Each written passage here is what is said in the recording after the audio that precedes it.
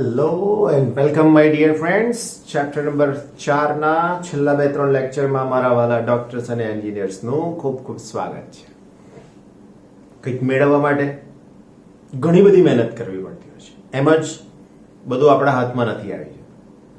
તો લગે રહો. તમારા સ્વપ્નને સાકાર કરવા માટે બહુ બધું કામ કરવું પડશે. ઓકે મારા વાલા બચ્ચો, 4.30 દાખલા નંબર બરાબર ને? શું છે આપણી પાસે? તો ક્વેશ્ચન એવો છે કે એક ફાઇટર જેટ પ્લેન 1.5 કિલોમીટરની ઊંચાઈ પર, ફાઇટર પ્લેનની ઊંચાઈ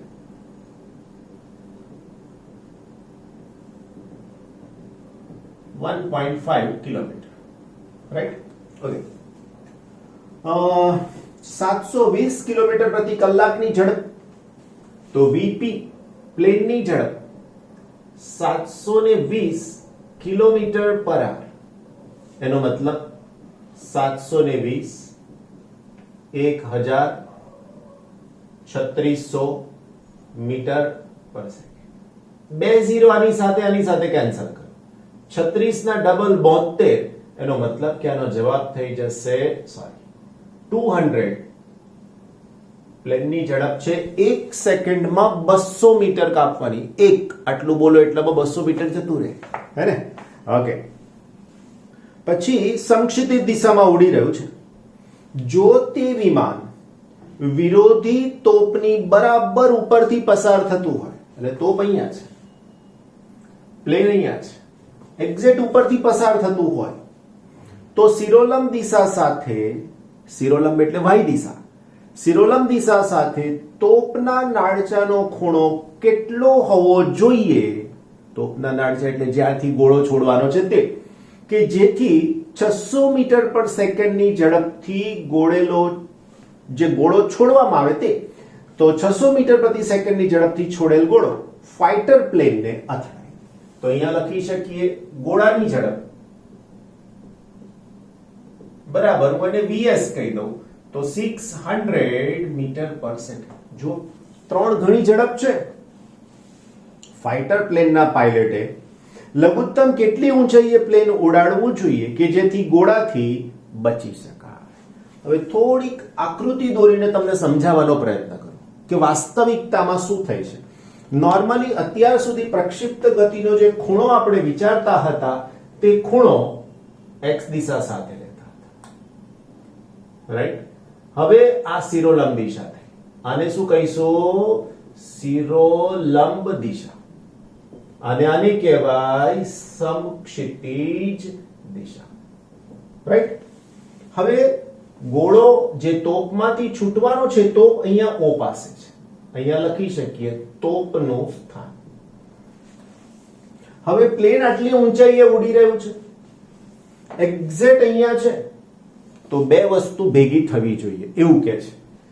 પ્લેનનો પાયલટ એવું કે છે કે મારે બચી જવું છે, અને જે ગોળો છોડી રહ્યો છે વ્યક્તિ એવું કે છે કે ગોળો એને જઈને અથડાવવો જોઈએ. હવે શું થાય તે આપણે વિચાર. તો અહીંયાથી આ દિશામાં પ્લેન ઉડી રહ્યું છે, તો અહીંયા લખી શકું પ્લેન ની ગતિ, રાઈટ? હવે એની સામે અહીંયાથી જે તોપમાંથી ગોળો છોડવાનો છે એ આમ સીધો કઈ આમ નહીં જાય, આમ નહીં જાય, એની ગતિ પ્રક્ષિપ્ત ગતિ થશે. તો હવે આવું થાય છે તો એ ગોળો ત્યાં અથડાશે, આવું નથી થતું તો ગોળો અથડાઈ શકશે નહીં. હવે આનો શિરોલંબ દિશા સાથેનો ખૂણો બચ્ચા પાર્ટી, એનો મતલબ કે આની પ્રારંભિક વેગને vs કહું છું, આ ખૂણાને હું થીટા કહું છું. અત્યાર સુધી આપણે આ ખૂણો અહીંયા દર્શાવતા હતા, બરાબર? એટલે આ ખૂણાની આ પાસેની બાજુ, એટલે આ વેગ v હોય તો આ પાસેનો ઘટક, ખૂણાની પાસેની બાજુનો ઘટક, એટલે મારે લખવું પડે v cos θ, કારણ કે cos ની વ્યાખ્યામાં પાસેની બાજુ આવે ને કર્ણ. તો આની સામેની બાજુ એટલે અહીંયા લખું તો મારી પાસે આવે અહીંયા v sin θ. પણ થોડુંક ચેક કરશો તો માલુમ પડશે કે ખૂણો અહીંયા છે, તો એની પાસેની બાજુ, એનો મતલબ કે આ થઈ શકશે મારા વાલાઓ, અને આને કહેવાશે vs cos θ, જે શિરોલંબ દિશાની ઝડપ છે, અને આ દિશામાં મને મળશે VS sin થીટા. એટલે અત્યાર સુધી જે સમક્ષિતિજ દિશાનો વેગ તમે V cos થીટા કહેતા હતા એની જગ્યાએ મારી પાસે આવી ગયું છે V sin થીટા. ના ખબર પડી હોય તો ફરીથી પાછળ જાઓ અને શાંતિથી જુઓ, 2 વાર 3 વાર 4 વાર શાંતિથી જુઓ અને પછી આગળ વધવાનું છે. કારણ આ સમજાશે તો જ આગળની ચર્ચા થઈ શકશે, બાકી સ્થિર થઈ જઈશું. કરેક્ટ? હવે થવું શું જોઈએ? તો થવું એવું જોઈએ કે આ ગોળાએ સમક્ષિતિજ દિશામાં કાપેલું અંતર અને પ્લેન વડે સમક્ષિતિજ દિશામાં કપાયેલું અંતર સમાન મળવું જોઈએ. રાઈટ? મતલબ શું થયો ખબર પડી? તો અહીંયા હું આવું લખી શકું કે t સમયમાં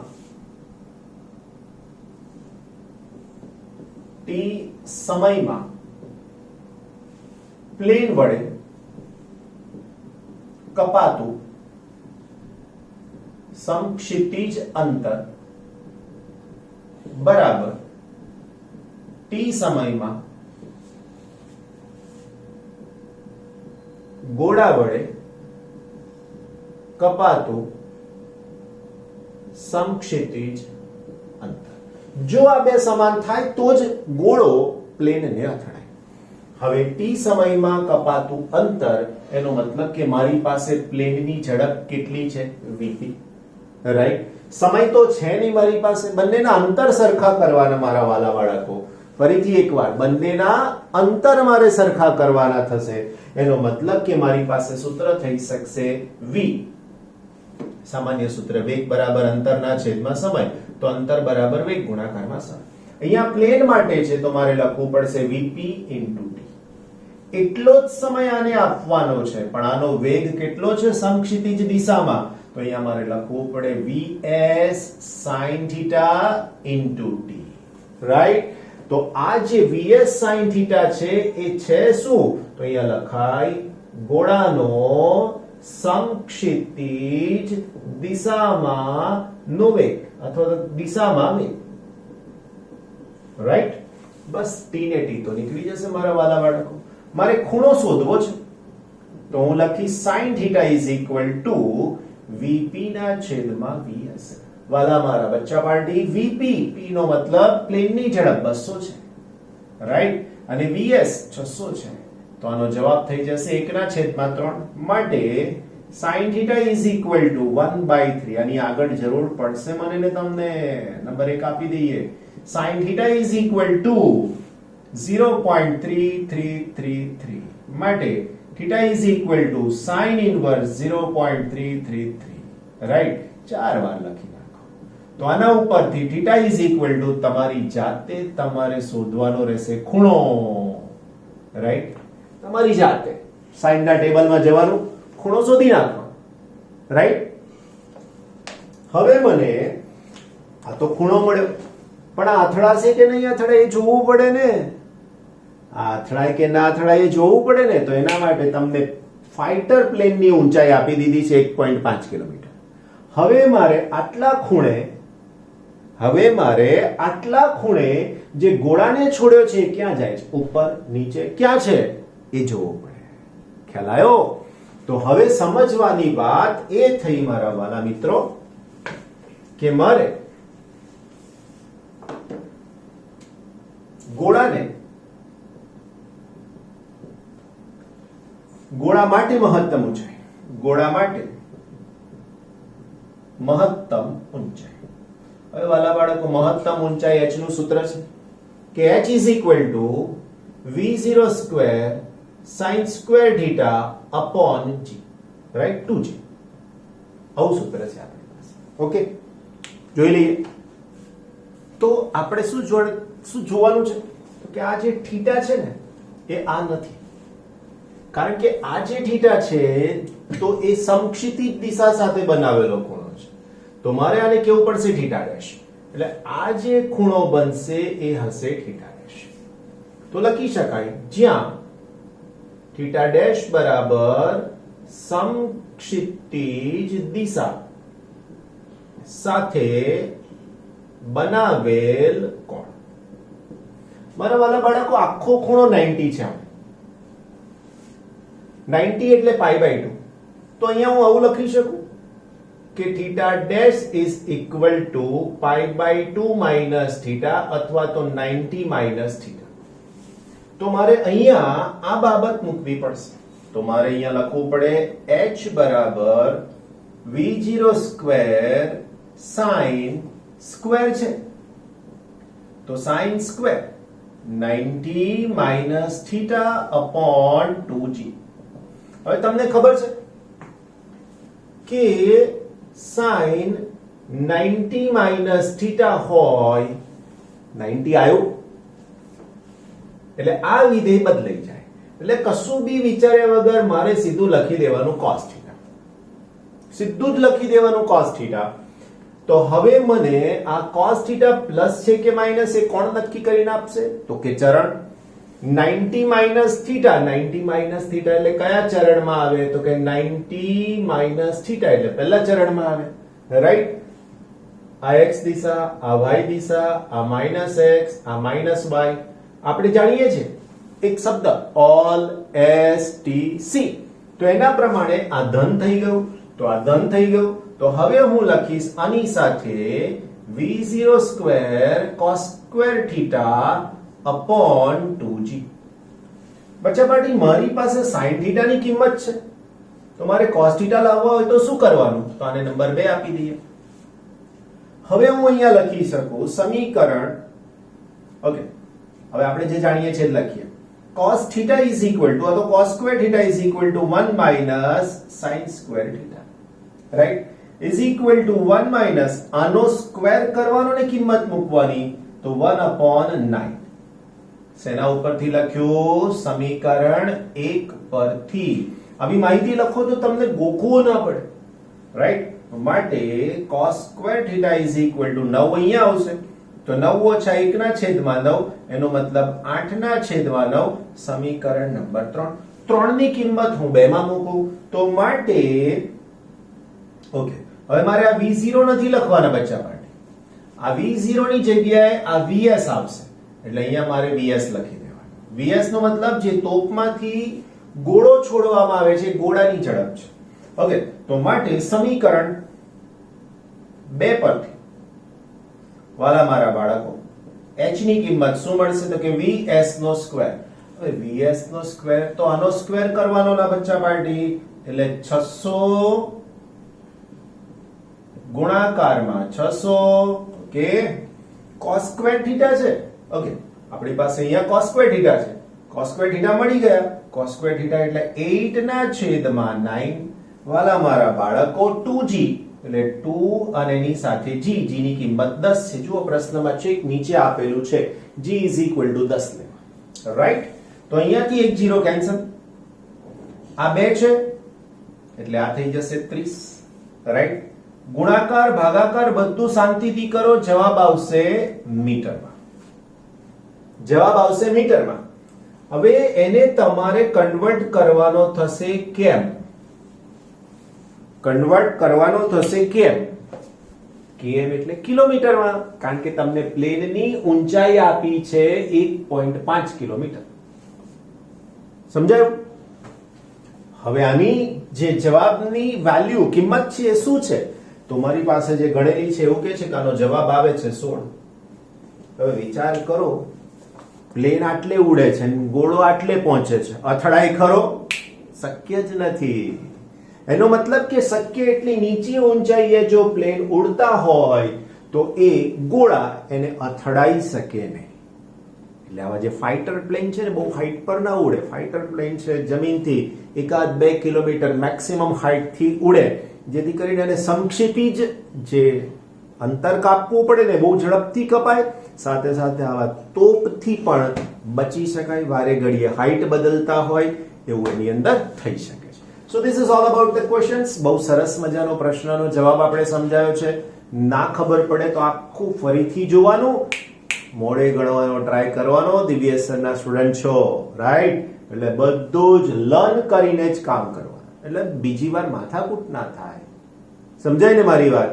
હમણાં જોયું તમે લેક્ચર, સરસ મજાનો આઈડિયા ડેવલપ કરતા શીખવાડ્યું કે કેવી રીતના કરવાનો.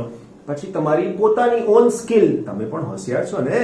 બસ તો પછી બ્રિલિયન્ટ છો તમે બધા. બટ એ બ્રિલિયન્ટનેસ નો યુઝ કરો. More brilliant you become. Right? Very good. Okay, my dear students, next question, page number, line H page પર છે 88, હે ને? Now, 4.31.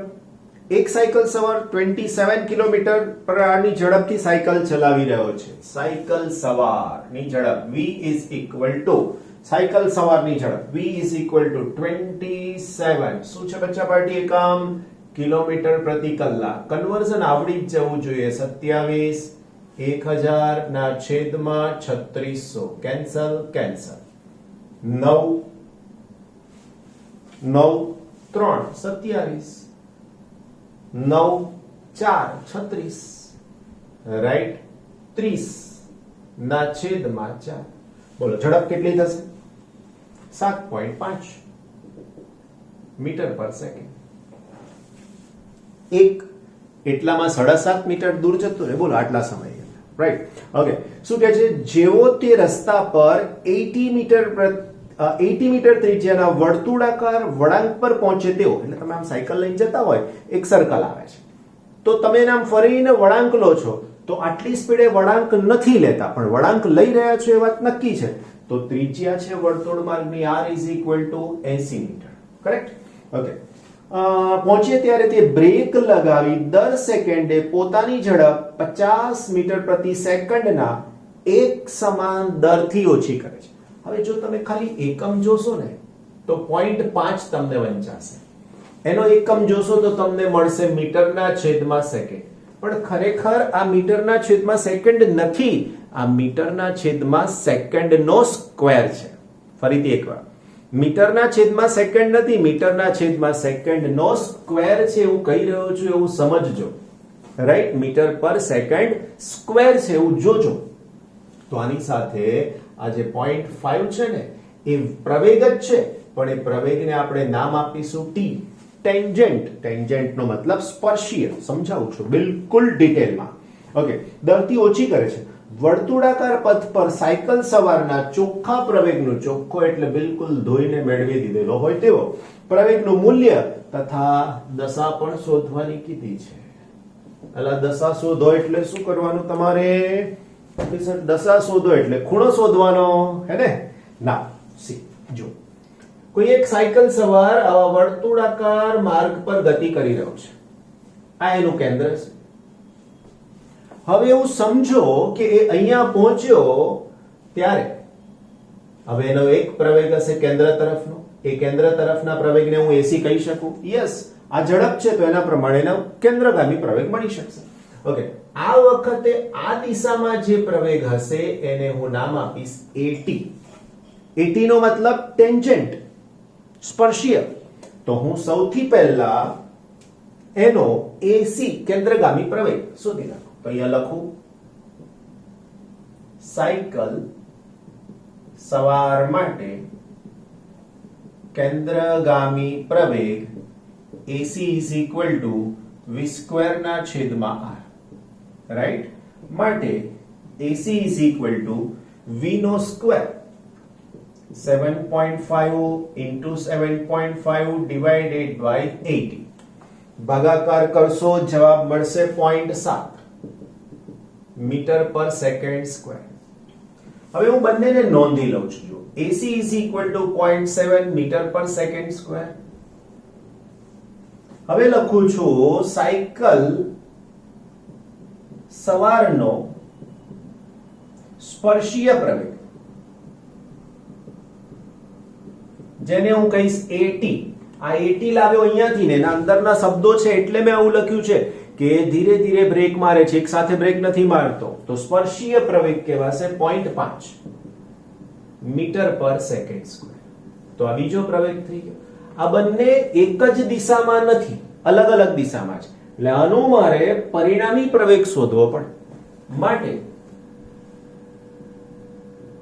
પરિણામી પ્રવેગ A બરાબર √ AR² પ્લસ AT². તમે કહેશો સર આવું જ કેમ કર્યું? બચ્ચા પાર્ટી સદિશ જેવું છે.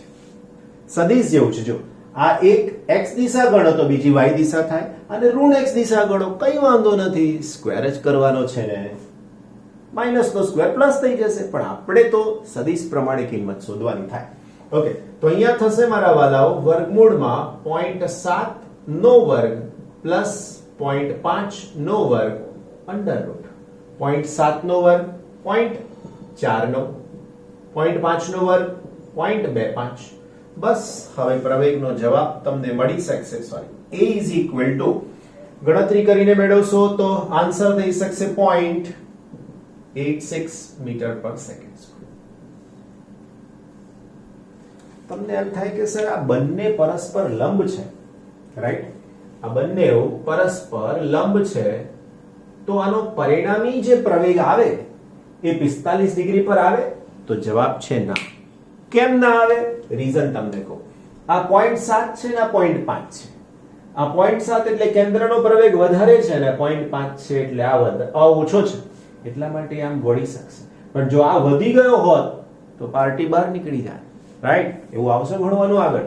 તો હવે આ પ્રવેગની સાથે સ્પર્શીય પ્રવેગની સાથે અહીંયાથી આ દિશામાં એનો ખૂણો બનશે, રાઈટ? તો હવે જો હું આ ખૂણાને બીટા કહી દઉં, થીટા કહી દઉં, આલ્ફા કહું, તમારે જે નામ તમારું નામ રાખવાનું હોય ને એનો પહેલો અક્ષર બી ચાલે, ખૂણાને નામ આપવાનું છે. તો હવે આની સામેની બાજુ થાય તો એસી લખાય, આની પાસેની બાજુ થાય તો ઓલરેડી 80 છે. તો આકૃતિ પરથી પરિણામી પ્રવેગની દિશા બરાબર tan beta it is equal to સામેની બાજુ એટલે કે AC ના છેદમાં 80 it is equal to 0.7 divided by 0.5 તો 7/5 7 ના છેદમાં 5 7 ના છેદમાં 5 એટલે 1.4 000. આવું લખવાનું કારણ એટલા માટે કે તમારે બીટા શોધવાનું છે, માટે beta is equal two tan inverse 1.4000. વાલા મારા બાળકોને તરત જ યાદ આવી જાય કે દિવ્યેશ સર એમને થીટા શોધતા શીખવાડી દીધું છે. tan નું ટેબલ કાઢો, લોગ ટેબલ. આ 1 પોઈન્ટ સમથિંગ છે, 1 પોઈન્ટ સમથિંગ છે. એક કરતા ખૂણો મોટો એટલે 45 ડિગ્રી કરતા ખૂણો મોટો આવે. અહીંયા કિંમત 1 કરતા મોટું, એનો મતલબ 45 કરતા મોટો ખૂણો આવશે. જોઈ ચેક કરી અને અહીંયા કિંમત મૂકી દો. બિલકુલ સિમ્પલ, સાદું, સરસ મજાનો દાખલો પૂરો થયો. વાલા મારા બચ્ચાઓ, ચેપ્ટર નંબર 4 દાખલા નંબર 4.32 બરાબર, છેલ્લો દાખલો ચોથા ચેપ્ટરનો. બહુ બધા દાખલા આવે છે ને ફિઝિક્સમાં ભાઈ, એટલે જ મજા આવે છે, બરાબર? ઓકે માય ડિયર ફ્રેન્ડ્સ, જો દર્શાવો કે કોઈ પ્રક્ષિપ્ત પદાર્થ x અક્ષ તથા તેના વેગ સદિશ વચ્ચે બનતો ખૂણો સમયના પદમાં નીચે પ્રમાણે દર્શાવી શકાય છે. એનો મતલબ કે તમારે સાબિત કરવાનું સૂત્ર પહેલું છે એમાં થીટા ઓફ t. સંજ્ઞા વાંચતા પણ શીખવાડી છે મેં તમને. થીટા ઓફ t એટલે આ થીટા એ t નું વિધેય છે. સમય બદલાય તો આ ખૂણો બદલાશે એવું કહી શકાય છે. તો theta of t is equal to સૂત્ર છે આપણી પાસે કે tan inverse v0y minus gt divided by v0x. આવું આપણી પાસે સૂત્ર 1 નંબરનું સાબિત કરવાનું છે. તો પહેલું સાબિત કરી લઈએ, પછી બીજાની અંદર આગળ વધીએ. હવે આ કોઈ પણ સમયની વાત છે, એટલે ઉગમ બિંદુ પાસેની વાત નથી એવું સમજજો. એટલે મારે તમને આકૃતિ દોરીને બિલકુલ સારી રીતે સમજાવવું પડશે. સપોઝ આપણી પાસે આ યામ પદ્ધતિ x અને y, તો OX એટલે સમક્ષિતિજ દિશા અને OY એટલે શિરોલંબ દિશા. અહીંયાથી પદાર્થને ફેંકવામાં આવ્યો છે. હવે આ જે પદાર્થ ફેંક્યો છે એનો અહીંયાનો જે ખૂણો બનશે એ θ0 હશે. શરૂઆતનો ખૂણો θ0. આ એનો પ્રારંભિક વેગ હશે v0. આનો x દિશાનો ઘટક થાય v0 cos θ0 અને આનો y દિશાનો ઘટક થાય v0 sin θ0. મારી પાસે આના ઉપરથી જવાબ નથી લાવવાનો. મારે જે જવાબ લાવવાનો છે એ અહીંયાના કોઈક સ્થાનને અનુલક્ષીને જોઈએ છે. ઓકે, તો અહીંયા જે વેગ છે એ વેગને મારે નામ આપવું પડશે v. જેમ આ v0 ના બે ઘટક લંબ મળ્યા એવા અહીંયા પણ મને બે ઘટક લંબ મળશે જ. ફરીથી આ વિના બે લંબ ઘટક મળ્યા એવા આના પણ બે લંબ ઘટક મને મળશે જ. ઓકે, તો અહીંયાથી મારી પાસે આનો x ઘટક અને અહીંયાથી મારી પાસે આનો y ઘટક. આ ખૂણાને નામ આપું છું થીટા. તો આનો x ઘટક થાય v0 cos થીટા. થીટા ખૂણો છે, રાઈટ? થીટા 0 થઈ શકશે અને આના માટે ખૂણો થઈ શકશે v એટલે આનો vy કહી દઈએ આપણે. ઓકે, vy અને આ કહી દઈએ vx. આ vy કેટલા થશે એ તો મારે તમને સૂત્ર ઉપરથી જ સમજાવવું પડશે. કરેક્ટ? તો આટલું ડિસ્ક્રિપ્શન આપ્યા પછી મારે તમને કઈક વાત કહેવાની થાય. આટલું ડિસ્ક્રિપ્શન આપ્યા પછી મારે તમને કઈક વાત કરવાની થાય. હવે આ વાત શું કરવાની છે? તો કે આના પ્રારંભિક ડેટા સમજૂતીના મારે તમને આપવાના છે. હવે જો હું આ ખૂણાની સાથે આ વેગની સાથે વાત કરતો હોય તો મારે આટલું લખવું પડે કે આકૃતિમાં દર્શાવ્યા મુજબ એક પ્રક્ષિપ્ત પદાર્થને v0 વેગથી θ0 ખૂણે ફેંકવામાં આવે છે.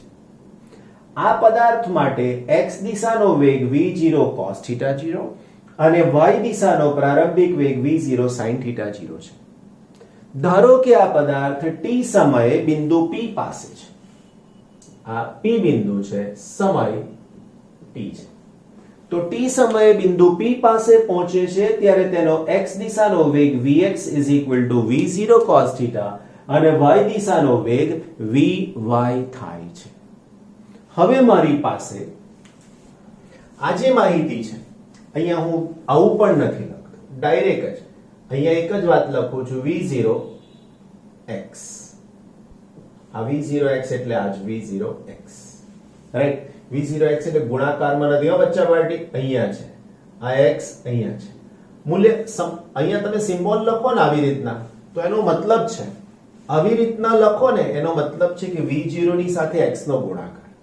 આ છે v0x એનો મતલબ x દિશામાં પ્રારંભિક વેગ. આ બતાવે છે કે v0 નો x સાથે ગુણાકાર છે. એટલે સિમ્બોલને સમજીને કામ કરવાનું થશે. જે મેં ડિસ્ક્રિપ્શન કીધું એ લખાઈ ગયા પછી હું તમને સમજાવવાની વાત કરું છું. તો આપણે એ શોધી રહ્યા છીએ t સમયે p સ્થાન પાસે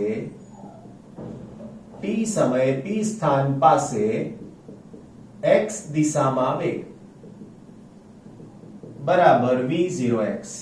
કારણ કે પ્રક્ષિપ્ત ગતિની વ્યાખ્યામાં જ કીધું છે કે એનો x દિશાનો સમક્ષિતિજ દિશાનો વેગ હંમેશા અચળ જ રહેશે, બદલાશે નહીં. ખ્યાલ આવ્યો કે નહીં? તો આ વેગ બદલાશે નહીં, જેવો છે એવો ને એવો જ રહેશે. બરાબર ને? ઓકે, હવે આજ લખીએ છીએ t સમયે p સ્થાન પાસે y દિશામાં વેગ. હવે જો તમે પ્રક્ષિપ્ત ગતિ ધ્યાનથી શીખ્યા હોય તો હું આને vx કહી દઈશ, આને vy કહું, v0y માઈનસ gt. આવું સૂત્ર થાય. તમે કહેશો સર આ સૂત્ર આવ્યું ક્યાંથી? સમજાવું ને વાલા બચ્ચાઓ. v v0 8. y દિશાનો જોઈએ છે એટલે vy, પ્રારંભિક વેગ જોઈએ છે તો v0y, a એટલે પ્રવેગ તો માઈનસ gt. બસ, બહુ જ સહેલું. હવે મારે લખવું છે tan θ. હવે જો મારે આના માટે tan θ લખવું હોય બચ્ચા પાર્ટી તો tan θ બરાબર સામેની બાજુ એટલે vy અને અહીંયા આવે પાસેની બાજુ એટલે vx, રાઈટ? તો આકૃતિ પરથી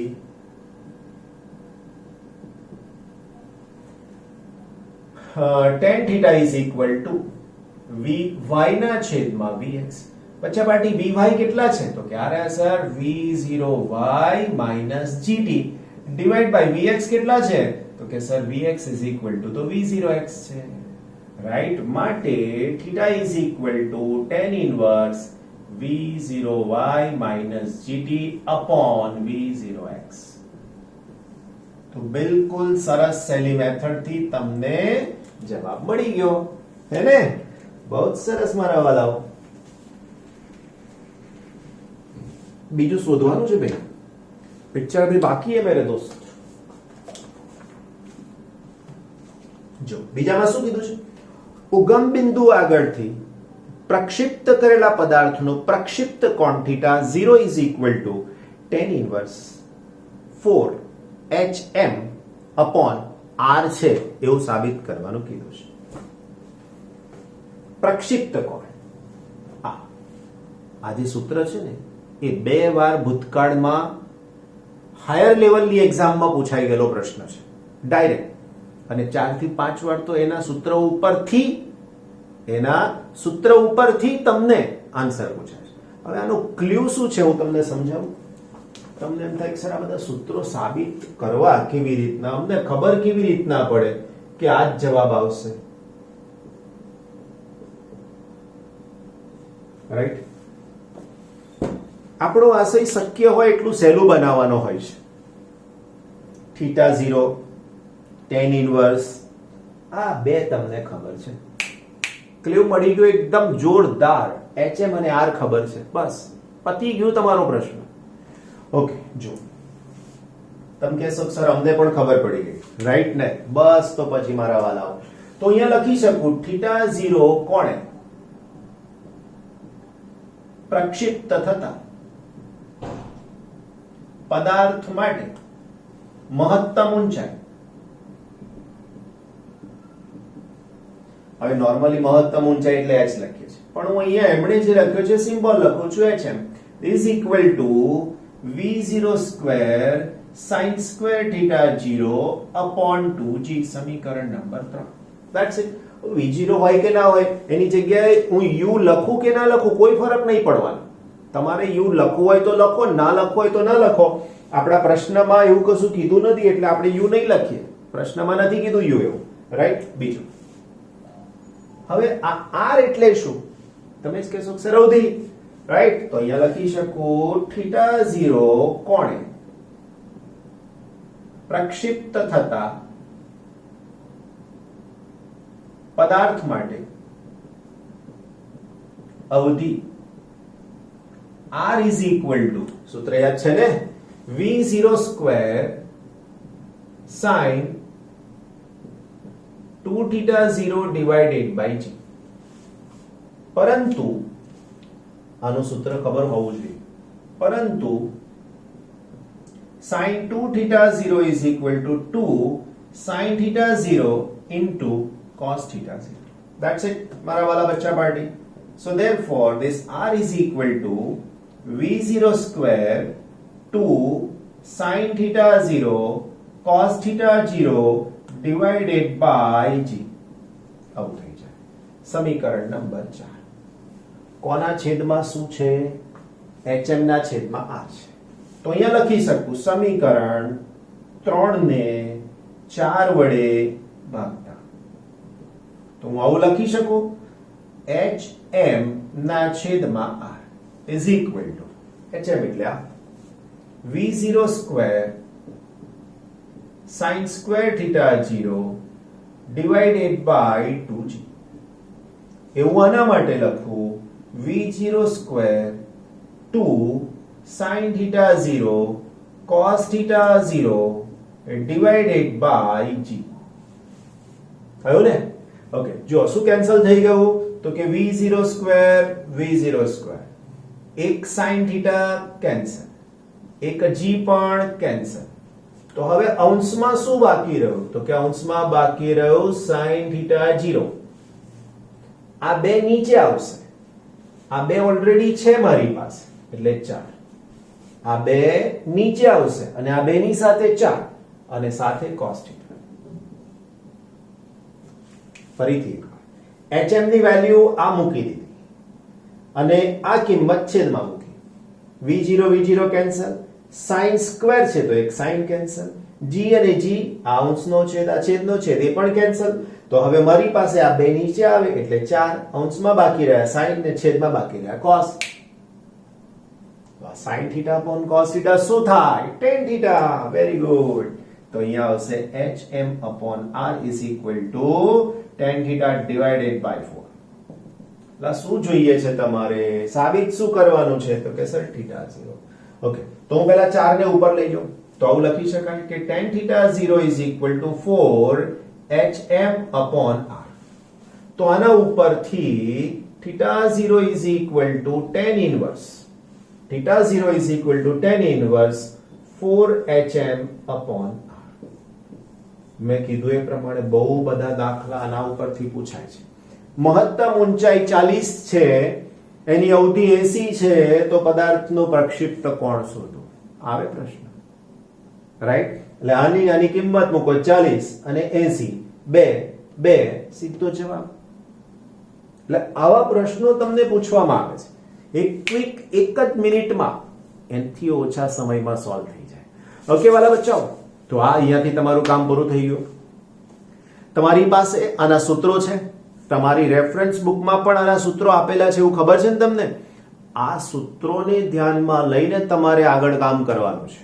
એટલે બધા જ પેજ નંબર વાઇઝ લખી નાખવાના અંદર, અને હું જે આપું એ વધારાના સૂત્રો પણ તમારે લખવાના. તો હવે નેક્સ્ટ ચેપ્ટર, નેક્સ્ટ સેશન શેનું થઈ શકશે? તો નેક્સ્ટ સેશન આનું થશે JEE નીટના લેવલના સૂત્રો માટે, રાઈટ? અને હવે થોડા ધીમે આપણે JEE નીટ લેવલના પ્રશ્નો પણ સોલ્વ કરીશું. પહેલા ગુજરાત બોર્ડ, પછી એના પછી નીટ, અને એના પછી JEE. શરૂ થઈ જ જવા રહી રહ્યું છે, મતલબ આગળ ચાલશે. Okay, take care.